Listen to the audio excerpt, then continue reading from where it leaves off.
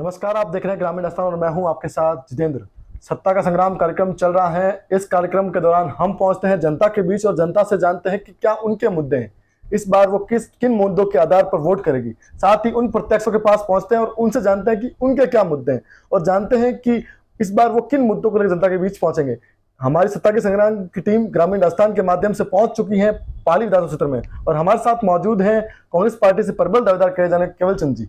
Sir, सबसे पहले बहुत बहुत स्वागत आपका। थैंक यू, बहुत बहुत धन्यवाद। सर, जानना चाहूंगा पारिवारिक बैकग्राउंड के बारे में, किस बैकग्राउंड से निकल के गए आज केवल चंद जी? वैसे मैं एक बहुत छोटे से गांव का रहने वाला हूं। रोड तहसील का गढ़वाड़ा गांव है जी। मेरे पिताजी हस्तिमल जी गुलेछा वहाँ सरपंच रहे हैं जी। लंबे समय तक, 77 तक सरपंच रहे थे और 4th क्लास तक मेरी शिक्षा ग्रामीण परिवेश में वहीं गांव में ही हुई जी। फिर मैंने 5th क्लास से यूनिवर्सिटी में first year TDC Jodhpur university से किया जी। फिर मैंने मैकेनिकल इंजीनियरिंग में जोधपुर पॉलिटेक्निक से डिप्लोमा किया जी। और शुरू से ही मेरे मन में थी कि भाई गरीब परिवार के लोग, ऐसे लोग जिन लोगों को अभाव में रहते हैं, जिनके शिक्षा में दिक्कत रहती है, उनके लिए मैं संघर्ष करूं।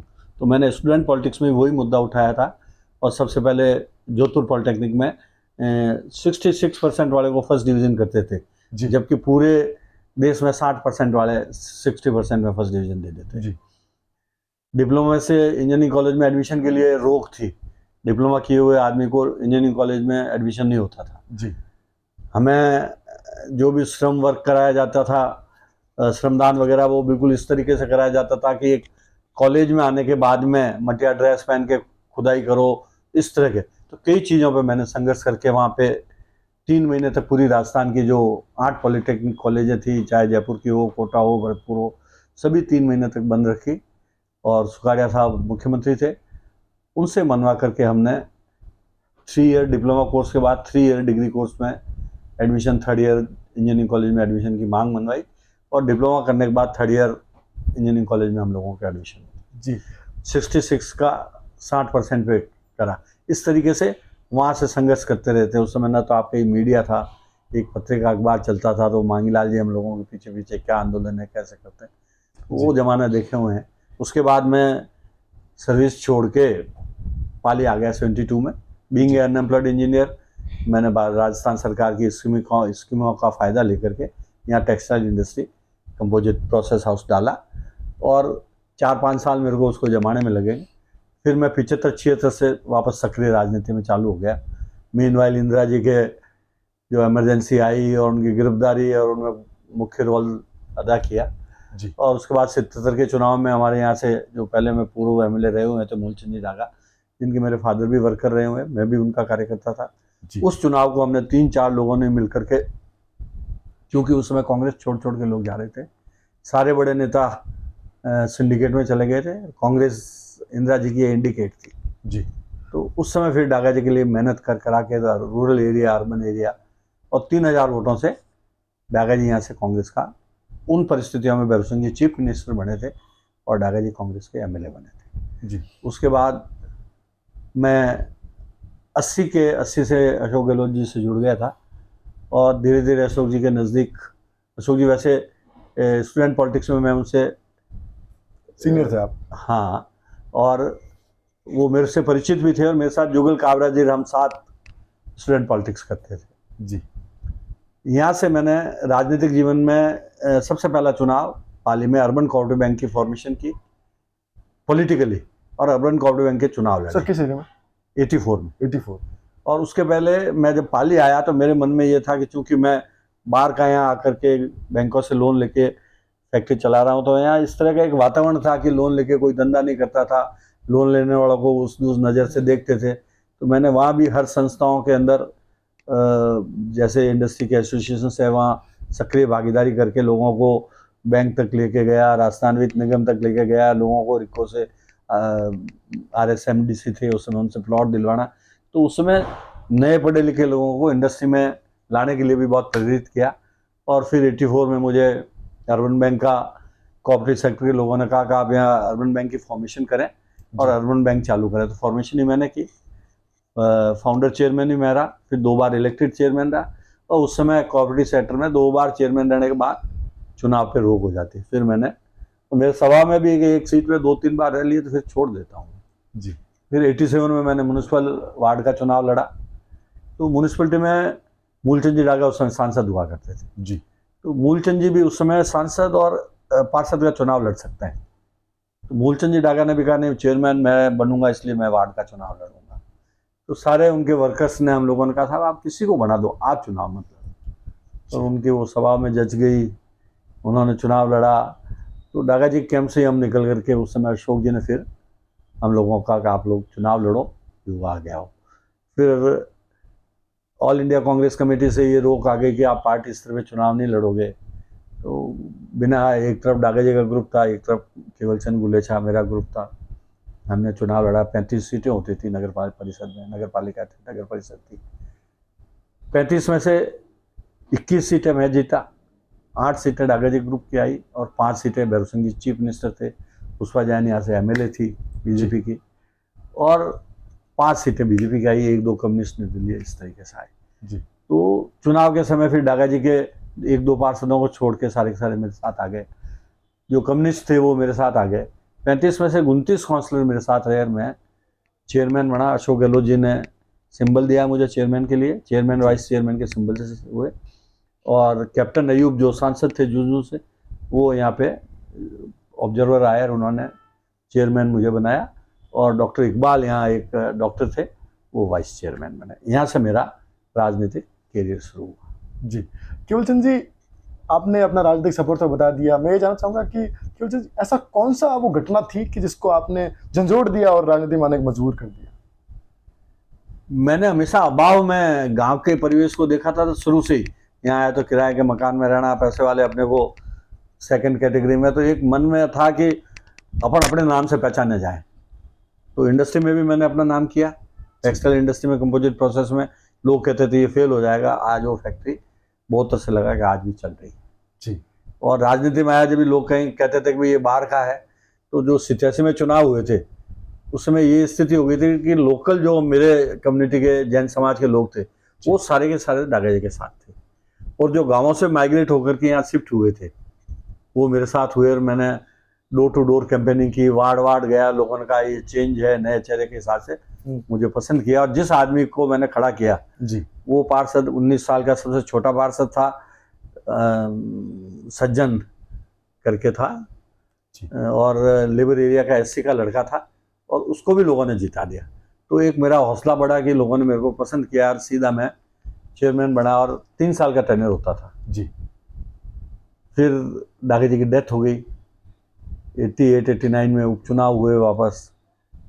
राजीव गांधी जी, इंदिरा जी की वो मर्डर हो गया था, राजीव जी आ गए थे। राजीव जी चाहते थे कि ये सीट ओबीसी को दो जी। ये सीट जैनों की थी, जहाँ से एमपी जैन बनता था हमेशा जी। फिर उनको दी, मेरे पे जिम्मेवारी डाली गहलोत साहब ने कहा भाई तेरी जिम्मेवारी है कि यहाँ से शंकर लाल जी वैष्णव चुनाव लड़ रहे हैं, म्यूनिसिपलिटी से तू इनको जीता के भेजेगा। जी। मेरे साथ वाले भी छोड़ के चले गए। शंकर लाल जी के जो फॉलोअर्स थे उन्होंने कहा कि ये हमारा साथ नहीं देगा, ये डागा जी का आदमी है, जैन समाज का है। लेकिन मैंने अच्छे वोटों से पाली शहर से उनको शंकर लाल जी को जिता के भेजा। उस समय से अशोक गहलोत का मेरे पे, और अशोक गहलोत पे इतना दबाव था कि वहाँ प्रभाकर जी और जो मंत्री थे वो यहाँ बैठे रहे। सब ने कहा कि नहीं, चुनाव का इंचार्ज तो मैं ही रहूँगा। मैं शंकर लाल जी के घर नहीं जाता था, लेकिन कांग्रेसमैन होने के नाते मेरे घर बैठ करके इसी मकान में रहता था जी। और यहाँ झंडे बनाना, और मैंने मेरी टीम से शंकर लाल जी को जिता के भेजा। फिर शंकर लाल जी ने इश्यू बना करके मेरे से इस्तीफा दिलाया। 2.5-3 साल हो गए, तो फिर मैंने इस्तीफा दे दिया। पर फिर योग संयोग से 2 साल बढ़ गए, मेरे बाद दूसरा चेयरमैन रहा, उसके खिलाफ अविश्वास प्रस्ताव भी आया जी। तो ये सारी प्रक्रियाएं राजनीति में चलती रहती है। खट्टा मीठा संघर्ष के दिन शुरू से संघर्ष में जीवन रहा, चाहे इंडस्ट्री में रहा, चाहे एजुकेशन में रहा, और चाहे राजनीति में कांग्रेस में आने के बाद। जी। फिर सबसे पहले पीसीसी मेंबर परशुराम जी प्रदेश अध्यक्ष हुआ करते थे। उस समय मैं यहाँ से पीसी मेंबर के लिए मेरा नाम नॉमिनेट किया गया। जी। मेरे सामने भीमराज भाटी का भी नॉमिनेट हुआ नाम। अब किसको बनाएं, परशुराम जी अशोक जी से आपस में इनके कोई अच्छे संबंध या राजनीतिक नज़दीकी नहीं थी, ये बहुत जूनियर थे, वो बहुत सीनियर थे। तो उन्होंने पीसीसी मेंबर के चुनाव कराने के लिए असलम भाई बाली से एमएलए हुआ करते थे, उनको इलेक्शन ऑफिसर बना करके यहाँ वोट करवा दी संगठन के। जी। उन वोटों में मैं पीसीसी का सदस्य पाली शहर से बना और ब्लॉक अध्यक्ष भी मेरा यहाँ अर्जुन मेहता बना। तो इस तरीके से संगठन में भी मैंने खूब काम किया और वहाँ इलेक्शन भी हुए, 3 बार जिला अध्यक्ष भी रहा। फिर 98 के अंदर मुझे टिकट दे दिया गया, उस समय मेरा हार्ट अटैक आया हुआ था और मैं अजमेर भर्ती था, फिर पाली आया, महीने 1.5 महीने में ठीक हुआ। और जोग संजोग थे कि उसके पहले मीठालाल जी जैन ने एमपी का टिकट मांगा था और हमने उनको टिकट दिलाने का प्रयास किया, उनको टिकट भी मिला और वो एमपी बन गए। जी। तो उन्होंने मुझे 98 में, वो और गहलोत साहब दोनों चाहते थे कि यहाँ से मेरे को टिकट मिले। जी। मुझे टिकट मिला तो सोनिया जी यहाँ आई, खुद मीटिंग ली, सीएलपी लीडर थे परसाम जी मदेरना, उस मीटिंग का बहिष्कार किया और भीमराज बाटी को निर्दलीय खड़ा कर दिया। तो वो चुनाव, चूंकि ये परंपरागत सीट जैनों की थी जी, तो 98 में ज्ञानचंद जी पारख मेरे बाद में चेयरमैन वो रहे थे, वो चेयरमैन थे और इमीडिएट उनको टिकट दे दिया गया। तो जैन सीट होने के नाते निकलती गई सीट, वो सीट बीजेपी के झोली में चली। और एक्चुअली बीजेपी की एंट्री हुई 85 में पाली में। पाली जिला by and large Congress ideology का है, तो जागीरदारों से त्रस्त लोग, सब गरीब लोग, एंटी फ्यूडल जिला है। तो सारे लोग ये चाहते थे कि भाई ऐसा कम्युनिटी का आदमी आए तो गरीबों का साथ लेकर चले और शोषण जिनका हुआ है उनका सहयोग करे और शोषण करने वालों का विरोध करे। जी। तो ये शुरू से डागा जी की नीतियों पे हम भी उन्हीं नीतियों पे चले। तो ये सारी चीज़ें हुई। फिर 98 में मेरे को टिकट दिया, मैं हार गया। फिर मुझे डिस्ट्रिक्ट प्रेसिडेंट बना दिया गया, 3 टर्म तक डिस्ट्रिक्ट प्रेसिडेंट रहा। फिर 5 साल तक 98 में अशोक गहलोत पहली बार मुख्यमंत्री बने, मेरे को 25 प्रोग्राम में उपाध्यक्ष बनाया और फ्री हैंड दिया। मैंने दबा के काम किया और उस समय अकाल भी पड़ गया भयंकर, पानी की कमी हो गई। जोधपुर से इंदिरा गांधी का पानी 28 दिन में पाइपलाइन से अशोक जी से लड़ झगड़ करके पाइपलाइन ला करके रोड के लोगों को पानी पिलाया। बूंद बूंद को तरस रहे थे पानी के लिए। सबसे बैकवर्ड एरिया था, पीने का पानी वहाँ था नहीं। चारे की ट्रेनें लाए, रोड सिंगारी स्टेशन पे गरीबों को ट्रैक्टर में चारा दिया, जगह जगह चारा के डिपो खुलवाए। और यहाँ पे भी शहर में भी एयरपोर्ट के लिए, स्ट्रिप के लिए नरेगा चालू करवा के शहर के गरीब लोगों को भी रोजगार दिलाया। वो एयर स्ट्रिप का काम चालू कराया। आज भी वो जितना काम हुआ उसके बाद एयर स्ट्रिप पे कोई काम ही नहीं हुआ। जी। केवलचंद जी अभी वर्तमान में गहलोत सरकार राजस्थान में कार्यरत है, उनके कामकाज कैसे देखते हैं आप? अशोक गहलोत जी एक साफ सुथरे ईमानदार छवि के नेता हैं और शुरू से उन्होंने युवा पीढ़ी को आगे लाने का, जो सही मायने में धरातल पर काम करते हैं, उनको हमेशा आगे बढ़ाने का काम किया। राजनीति में मेरे को आगे बढ़ाने का, जबकि 2 पीढ़ी से हम डागा जी के साथ थे, लेकिन डागा जी ने मुझे आगे बढ़ाने का काम नहीं किया। यहाँ तक कि अर्बन बैंक में भी मैं चेयरमैन बना था, उस समय भी उन्होंने विरोध करके वहाँ वो और पोखराजी कालानी और हरदेव जी जोशी से स्टे लाए और चुनाव में अड़चन डालने की कोशिश की। एक गुटबाजी हो गई। उस गुटबाजी में, बड़े लोगों की लड़ाई में मैं, मतलब मुझे कहीं ना कहीं इसका सामना करना पड़ा, संघर्ष करना पड़ा और मेरे को बैकफुट पे लाने की कोशिश की। यहाँ के बड़े नेता भी ये नहीं चाहते थे कि मैं डागा जी के बाद उभर रहा हूँ जैन समाज में, तो वो उस कद पे आ गया तो डोमिनेटिंग पॉलिटिक्स में जैन समाज रहेगा। तो जो कौमें जैन समाज के खिलाफ थी वो लोग भी इस तरह की पॉलिटिक्स करके डैमेज करने की कोशिश की। भगवान की मेहरबानी रही। फिर 2003 में मुझे टिकट रिपीट करते तो मैं जीतता। जी।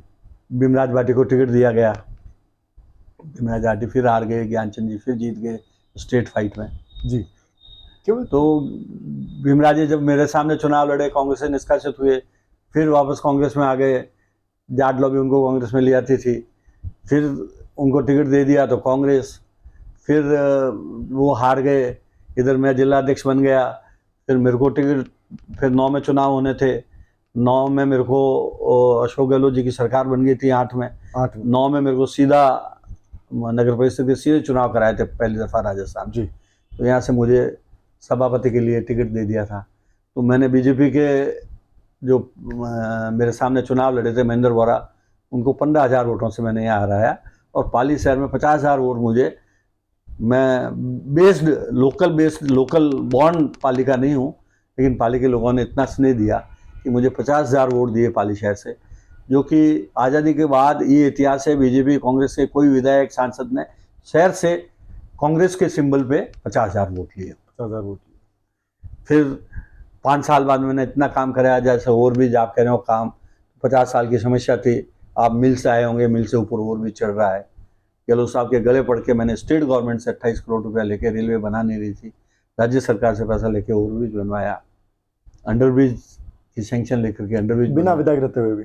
बिना विधायक रहते हुए। पानी का मैंने बता ही दिया था, 98 में मैं आ रहा हुआ एमएलए था, तो खूब काम किए जी। और 5 साल तक मैंने राजस्थान में हाईएस्ट 23,000 पट्टे, चाहे कृषि भूमि का नियमन हो, चाहे कच्ची बस्ती का नियमन हो, चाहे सरकारी भूमि पे लोग रह रहे हो, चाहे स्टेट ग्रांट के हो, 23,000 पट्टे मैंने हर वर्ग के लोगों को दिए, जो राजस्थान में मेरे ख्याल से पहला दूसरा नंबर मेरा था जी। और जितने भी आप ये जो साईं बाबा से आप आए हो 4 लाइन, ये उस समय की राजीव पथ मैंने बनाया था, जो आपके पनियारी तक जाता है। अब उसको फिर बड़ा करके गुमटी तक जोड़ा जा रहा है। सीमेंट सड़कें पहली दफ़ा पाली में आई, जहाँ सीमेंट सड़कें बननी थी वहाँ सीमेंट सड़कें बनी। कॉलोनीज़ मैंने काटी, ये राजीव विहार पाली, नए पाली के नाम से यहाँ कॉलोनी है।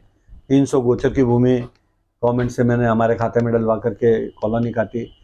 265 बीघा जो सोसाइटी नगर की ज़मीन सिवाय चक्की पड़ी थी, जहाँ लोग बस गए थे, गरीब बस्ती, उसको मैंने म्यूनिसिपलिटी में लेकर के उनके पट्टे दिए। अशोक विहार करके कॉलोनी है, वहाँ 100 पट्टों की गवर्नमेंट से परमिशन लेकर के भी वो ऑक्शन ही करें, उनमें कोई लॉटरी सिस्टम नहीं, ताकि नगर परिषद की आर्थिक आय से नगर परिषद मजबूत बने। उससे मैंने करीबन 300-400 करोड़ के काम 5 साल में कराए। आज भी पाली की जनता के कॉर्नर में जाके 2009 से 2014 का जो मेरा टेन्योर रहा है 5 साल का, आप किसी से पूछना क्या काम हुए, में न भूतो न भविष्य जी। उसके बाद फिर चूँकि मैं चेयरमैन था, लोगों का भाई चेयरमैन की इनकी पोस्ट दी हुई है, तो आप एमएलए का टिकट मत दो। फिर दूसरे को टिकट दे दिया, वो भी आ रहे हैं। फिर वापस मेरे पे पिछली बार जो इसके पहले चुनाव हुए, तीसरी बार, क्योंकि उसके समय गहलोत साहब ने मुझे कहा तेरे को चुनाव लड़ना है। फिर परिस्थिति ऐसी बनी कि राजस्थान के अंदर एक भी राजपुरोहित को टिकट नहीं दिया गया। सिमड़ा का टिकट आपको ध्यान हो तो निर्मल दास जी का कट गया, बिल्कुल। और इधर एनजीओज में इंडस्ट्री को लेकर के, पॉल्यूशन को लेकर के, एक हमारे यहाँ यंग लड़का है महावीर सिंह राजपुरोहित, वो इंडस्ट्री के खिलाफ एनजीटी में संघर्ष कर रहा था और उधर से एनजीओ से उसका नाम गया। इधर राजपुरोहित को कोई नहीं दिया था और उनके दिमाग में थी कि यहाँ भीमराज हराता है, हारने वाली सीट है, तो देखा कि फिर केवल चंद भीमराज खड़ा होगा, ये फिर हारेगा, तो महावीर सिंह गुटबाजी के चक्कर में सीट चली जाएगी। फिर महावीर सिंह को टिकट दिया, क्योंकि ये सीट ज्योग्राफिकल और सोशल इंजीनियरिंग के हिसाब से डोमिनेटिंग सीट जो टेक्सटाइल इंडस्ट्री से जुड़ा हुआ जैन समाज है जी, और 1000 के आसपास यहाँ यूनिट है और पाली की आर्थिक बैकबोन और इंडस्ट्री का जो जिसको सपोर्ट होता है वही माहौल बनाता है, उसी से वो, और 60% पॉपुलेशन यहाँ की है, 40% रूरल है, तो rural based as well as urban based वो कैंडिडेट सफल होता है जी। तो वो मान लिया महावीर सिंह वहाँ से रूरल बेस्ड था, लेकिन रूरल में पटेल बाहुल्य है, पटेलों ने वोट नहीं दिए, वो 42,000 41,000 से हार गया। 40-42,000 से हारना बहुत बड़ी बात हुई जी। और फिर ज्ञानचंद जी 18-19,000 वोटों से जीत गए जी। तो अब बाय एंड लार्ज 85 से लगा कि आज तक कांग्रेस की सीट यहाँ से नहीं आ रही है, तो दिल्ली से लगा करके, जयपुर से लगा करके एक पाली जिले को एज ए होल उस नज़रों से देखा जाता है कि यहाँ कांग्रेस बहुत कमज़ोर है, और सही मायने में देखे तो एक्सपेरिमेंट करके कांग्रेस को कमज़ोर हुई है। बाकी पाली जिला by and large Congress ideology का रहा है, एमपी कांग्रेस का होता था, 8 एमएलए 8 सीटें थी पहले कांग्रेस का आया करते थे, जिला परिषद कांग्रेस की हुआ करती थी, म्यूनिसिपलिटियाँ कांग्रेस की हुआ करती थी, प्रधान कांग्रेस के आते थे। अब तो ऐसी कंडीशन है कि एक सीट नहीं निकल पाती है, ऐसा क्यों? मैंने कहा सब प्रयोग कर करके इन्होंने बिगाड़ा है सारे जिले को। सोशल इंजीनियरिंग जब तक आप सेट नहीं करोगे और जिन वर्गों का प्रभाव है उन वर्गों को आप कंप्लीटली इग्नोर करोगे तो वो वर्ग जिले को तो हानि पहुंचाता है। अड़ोस पड़ोस के जिलों को जैसे सिरोही है, जालोर है, जोधपुर है, वहाँ भी उनका नुकसान होता है जी। जाते समय खेल बिगाड़ते हैं और फिर नए नए एक्सपेरिमेंट किसी को रिपीट नहीं किया। मेरे को सेकंड टाइम रिपीट करते तो मैं जीतता जी। केवल चंद जी, जो वर्तमान में गहलोत का कार्यरत है 5 साल के कामकाज कैसे देखते हैं, ये 5 साल के काम? इस बार जो गहलोत साहब ने 5 साल में जिस तरह की कल्याणकारी योजनाएं दी है, चाहे चिरंजीवी योजना हो, 500 रुपये में सिलेंडर हो, 100 यूनिट बिजली की माफ़ हो, 2000 यूनिट किसानों की बिजली माफ़ हो, ये सारी योजनाएं आम आदमी के घर दिल में घर कर गई। चाहे पेंशन 500 से 750 हुई, 750 से 1000 हुई। तो इस तरह की योजनाओं का, इस तरीके का जो रिलीफ लोगों को, आम लोगों को महंगाई राहत कैंप के माध्यम से और गारंटी दी है जी। और राइट टू हेल्थ बिल लिया है, और शहरी क्षेत्र में आपके नरेगा चालू कर दिया, इंदिरा गांधी शहरी रोजगार योजना, जिसमें 100-150 आदमी, मतलब उनको 100-125 दिन का रोजगार दिया जा रहा है। वो भी बहुत पॉपुलर हुई। हर आदमी आज की तारीख में अशोक गहलोत का फैन हुआ और अशोक गहलोत के चेहरे को और कांग्रेस को वोट देना चाहता है। कहीं दूसरी तरफ डाइवर्ट नहीं होगा, कांग्रेस रिपीट होगी। ये विपक्ष का दावा तो है कि चुनावी रेवड़ियां बांट रहे हैं। कहाँ गए थे 5 साल जब कांग्रेस? एक बात बताओ कि आदरणीय मोदी साहब ने, प्रधानमंत्री जी ने उज्ज्वला योजना ला करके गैस सिलेंडर फ्री में दिए थे। वो तो फ्री में ही दिए थे, तो वो रेवड़ी नहीं थी। अब जाकर के उनके रेट उन्होंने 1150 रुपये गैस सिलेंडर की कर दी। जो फ्री में थे तो उन गरीब आदमी को जो गैस का चूल्हा दे दिया, सिलेंडर दे दिया, उन्होंने उसको सजा करके अलग रख दिया और फिर वापस चूल्हे पे आ गए। अशोक गहलोत ने उनको 500 रुपये में सिलेंडर प्रोवाइड किया, वापस उनके चूल्हे चालू हुए हैं। ये रेवड़ी हुई है, उस गरीब आदमी को रिलीफ हुई है, या उनके भारत सरकार को याद दिलाया कि आपने फ्री में दिया तो उनको मेंटेन करो। आपने 2 करोड़ लोगों को हर साल नौकरी देने का वादा किया था, कहाँ गए? 15 लाख हर एक के खाते में आपने नोटबंदी की, जबकि काला धन आएगा आपके हर खाते, कहाँ गए? आप सीमित हो गए उन कॉर्पोरेट लोगों के बीच में, और आर्थिक असमानताएं जिस तरह की बढ़ा दी आपने, गरीब ज्यादा गरीब होता जा रहा है, अमीर ज्यादा अमीर हो रहा है। मिडिल क्लास जो आप और हम लोग हैं बीच में पिस रहे हैं। स्मॉल स्किल खत्म हो रही है, MSME खत्म हो रही है, जो ट्रेडिशनल रोजगार हैं वो खत्म हो रहे हैं। अब वो कह रहे हैं कि हम विश्वकर्मा योजना लाएंगे, ये देंगे। ये चुनाव के पहले ये क्या है? कौन सी रेवड़ी है? अशोक गहलोत ने समाज की कल्याणकारी योजनाएं दी है। सरकार का रोटी कपड़ा मकान 3 बेसिक चीजें होती है, और स्वास्थ्य और शिक्षा, ये 5 मुख्य चीजें होती है। तो अशोक गहलोत ने मकान देने का काम किया, अशोक गहलोत ने रोजगार देने का रोजगार दिया, इतनी नौकरियां निकाली, किसानों के कर्जे माफ किए। क्या नहीं किया मेरे को बताओ आप। फिर शिक्षा के क्षेत्र के अंदर कितनी स्कूलें कर्मोन्मुख हुई, आप गिनती कर लो जी। मतलब आपकी 8वीं तक स्कूलें तो, 10वीं वाली स्कूलें तो हट ही गई, सब 12वीं तक हो गई। कितनी इंग्लिश स्कूलें दे दी कि भाई आप 12वीं के बाद कंपटीशन पूरा इंटरनेशनल लैंग्वेज नहीं समझेगा गरीब आदमी, तो वो इंजीनियरिंग नहीं कर सकेगा, मेडिकल में डॉक्टर नहीं बन सकेगा, कंपटीशन में नहीं बैठ सकेगा, बड़ी नौकरियां नहीं मिलेगी। तो महात्मा गांधी, चूंकि वो इंग्लिश स्कूलें प्राइवेट होती थी, बहुत महंगी होती थी, तो शिक्षा के अंदर फ्री एजुकेशन, फ्री बस्ते, फ्री किताबें बिना फीस के जी। महिला शिक्षा के अंदर बच्चियों को स्कूटी, लड़कियों को फ्री शिक्षा। कहाँ कमी रखी मेरे को बताओ। बच्चा जिस दिन आपके घर में महिला प्रेग्नेंट होती है, उस दिन से सरकार उसकी पैरवी करनी शुरू करती है। बच्चा होता है, जन्मती उसके क्या देना, उसके बाद उसके आगे क्या देना। फिर कोई विधवा हो गया तो उसके पेंशन, उसको एकल नारी में नौकरी, 100 तरह की योजनाएं, पालनहार योजनाएं। मान लिया किसी के घर में डेथ हो जाती है फादर की, बच्चों को पालनहार से मिलता है, विधवा को पेंशन मिलती है, तो घर चला लेती है जी। और IT क्षेत्र के अंदर, हिंदुस्तान के अंदर इन्होंने बहुत बड़ा काम किया है जी। आज आपके स्मार्टफोन योजना, एक गरीब लेडी जो चिरंजीवी योजना में रजिस्टर्ड है, उसके मुखिया को आपने स्मार्टफोन दे दिया, वो सारी योजनाएं उस पर देख रही है, पेंशन कब मिलेगी। तो आप चाहते क्या हो? बचा क्या है?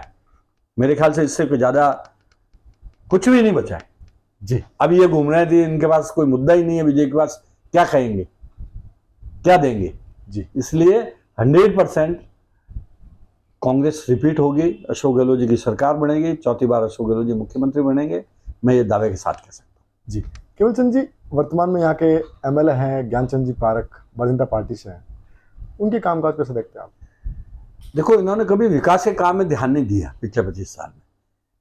ये पहले लोगों को, आधे डॉक्टर कहलाते थे, घर बैठ के दवाएं बांटना वगैरह, वो माननीय मुख्यमंत्री जी ने टोटली वो इतना फ्री कर दिया कि किसी के पास जाने की जरूरत नहीं है गरीब आदमी। और दूसरा 25 साल में एंटी इनकम्बेंसी इतनी होगी कि इन्होंने ये गिना दे अपने 5 टेन्योर के अंदर कि मैंने ओवरब्रिज दिया, कि मैंने ये प्रोजेक्ट लाया, कि मैंने ये कॉलोनी लाई, कि ये सही अस्पताल लाया, ये मेडिकल कॉलेज लाया, कि ये यूआईटी लाए। ये सारे अशोक गहलोत की देन है।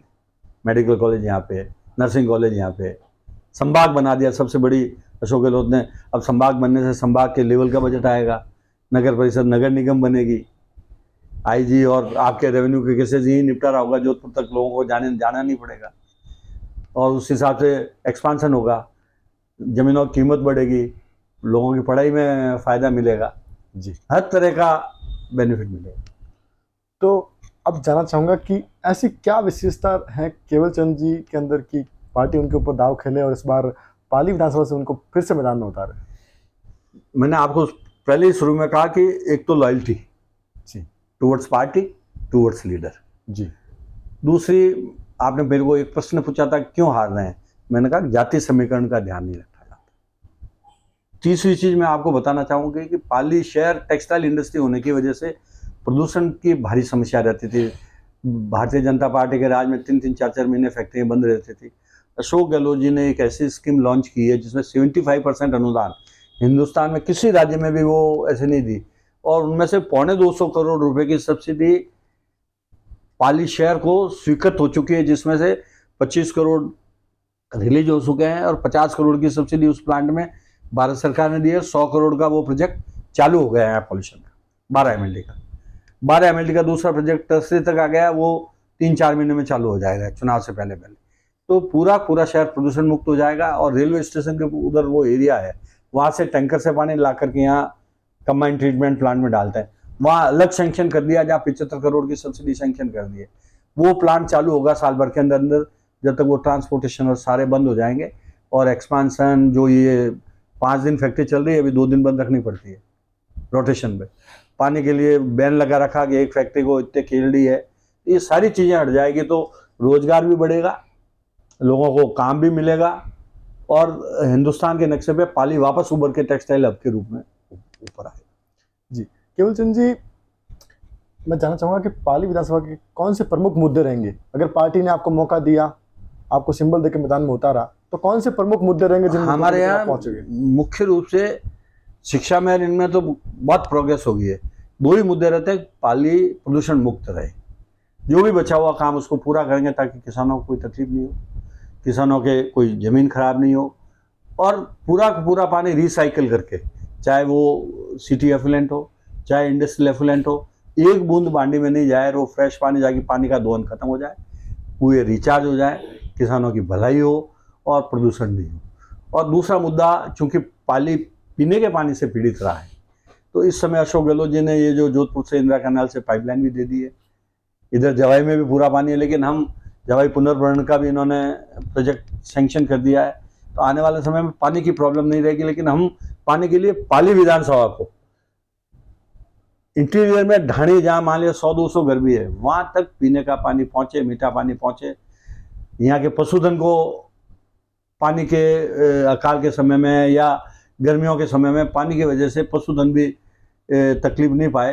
तो मुख्य मुद्दे हमारे प्रदूषण खत्म करना, और प्रदूषण खत्म करने के साथ इंडस्ट्री डेवलप हो, लोगों को रोजगार मिले, ज़्यादा से ज़्यादा लोगों को रोजगार मिले, बेरोजगार नहीं रहे उस वजह से, और पीने के पानी की समस्या का समाधान हो।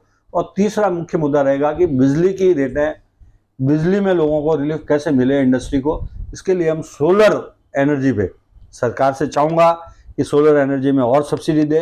अशोक गहलोत जी 4थी बार रिपीट होंगे तो हम कहेंगे कि सोलर में आप जितना रिलीफ दे सकते हो, और इंडिपेंडेंट हो जाएगी इंडस्ट्री की, सोलर एनर्जी, पूरी इंडस्ट्री सोलर पे आ जाए जी, टेक्सटाइल इंडस्ट्री जी। केवल चंद जी, ग्रामीण स्थान न्यूज चैनल के माध्यम से क्या अपील करना चाहेंगे पाली विधानसभा की जनता को? मैंने ये सारी चीजें बताई ना कि ये करेंगे, और पाली की जनता तो 50 साल से जानती है, ग्रामीण क्षेत्र से था वहां से जानती है। शहर में 2-2, 3, 15 साल तक नगर परिषद में रहा, 2 बार चेयरमैन रहा, 1 बार प्रतिपक्ष नेता रहा, 3 बार जिला अध्यक्ष रहा। जिले के अंदर जिस तरीके से मैंने काम करा है, उस समय प्रधान, प्रमुख, MLA कांग्रेस के आते थे, MP कांग्रेस के आते थे। मैंने आपको बताया भी है कि हमने मिठलाल जी यहाँ उपचुनाव में MP बने थे, डागा जी MP रहे।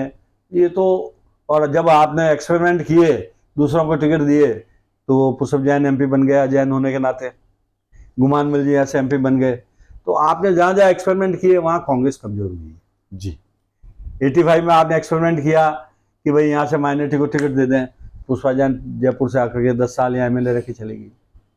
आप जिन लोगों पे आपने कांग्रेस की पीठ में छुरा भोंका उनको वापस कांग्रेस में ले लेते हो।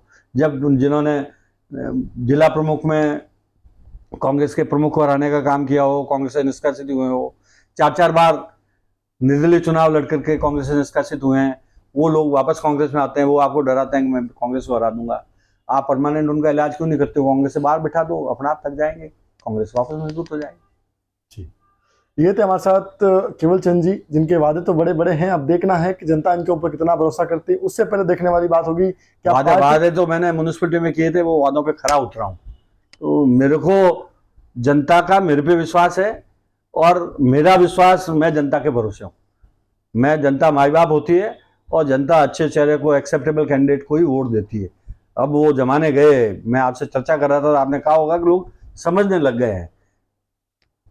डिजिटल युग आ गया आपका, मोबाइल पे, सोशल मीडिया पे, हर चीज आप और मैं बात नहीं करते, उसके पहले जनता को पता लगता। जी अब देखना है कि सत्ता का ऊंट किस करवट बैठेगा, आने वाला वक्त बताएगा। क्या केवल चंद जी को इस बार कांग्रेस पार्टी फिर से मैदान में उतारेगी या कोई नया चेहरा देखने को और मिलेगा? अभी के लिए बस नहीं। देखते रहिए ग्रामीण आस्थान। कैमरामैन जितेंद्र सैन और अनिल राव के साथ।